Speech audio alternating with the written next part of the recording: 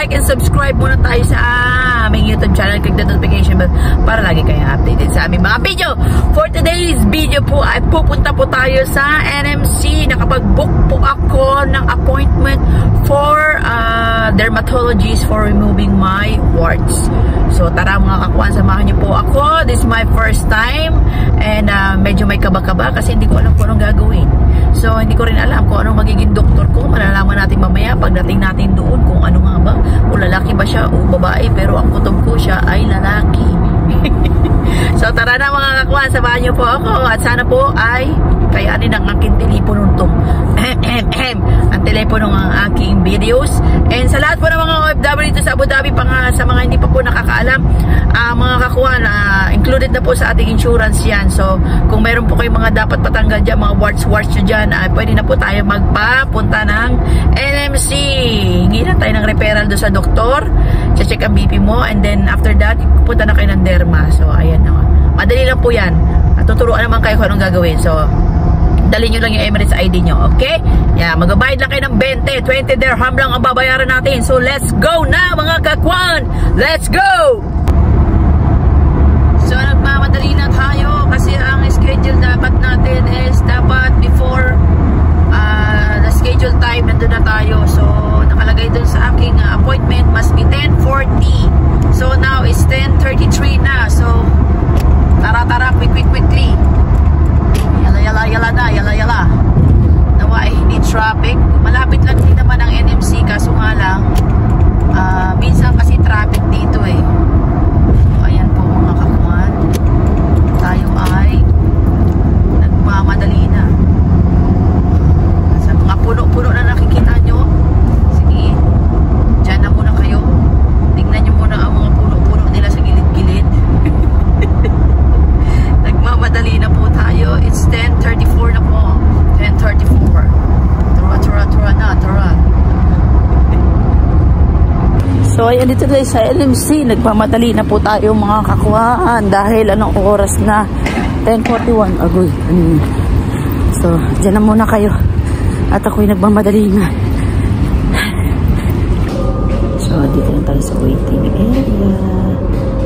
Hindi natin pwede galawin yung camera natin, ganyan lang. So dito na nga tayo, no? Nakakabahan yung doktor, salamat. So ang gagawin niya, yung malaki daw, hindi nila kayang i-laser, ikakat daw, pero lalagyan nila ng basta pangpatanggal ng pain, yun. So maghihintay ako dito, darating yung nurse at para maghubad na tayo. So pakita ko lang sa inyo, yan po yung aking warts. Ano ba yan, nilagyan na niya ng cream para para hindi ko mapil. Marami ako sa katawan. So pakita ko ba yung sa tiyan ko? Meron ako dyan. Oy, stomach natin. At sa kabila din. Yan, yung bilbil. So marami ako dito. Yan, lahat yan. So nilagyan na ako ng cream. Tsaka meron pa ako sa likod niyan. So good luck, no? Sa kilikili meron din ako. Nilagyan din. Dalawang side meron din ako. So good luck to me. Guys, ayan na siya, oh.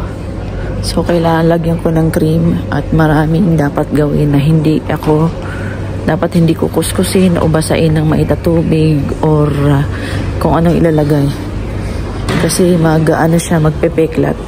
Saka dapat wag pawisan. So ingatan. So ayan mga kakuan, bibitay na ating cream.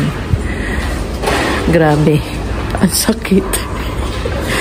Sobrang ang sakit niya. Pero okay lang, tiis tayo. Para tayo may sakit. Ayan, ang dami talaga. Sobrang dami. So, ayan. Bitay ng gamot natin. Bitay ng cream. Bitay ng pharmacy. So, nandito tayo sa pharmacy. Ang ganda ng upuan dito. Para nasa aeroplano lang. Waiting tayo. So, number natin is 59.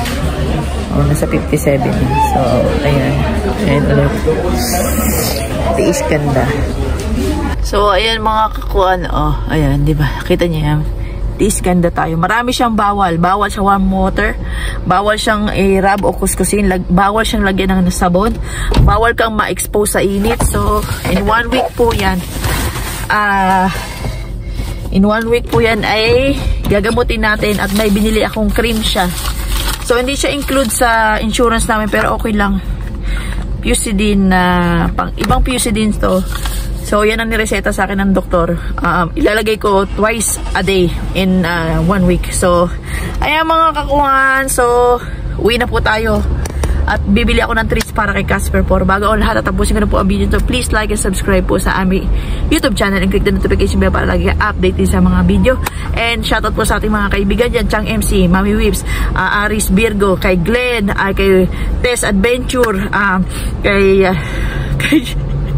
Esel Chavez, kay Beckia, kay Inday, kay Jim, kay Primitive, si Slice the Farm, sino pa ba ang ating mga kaibigan dyan?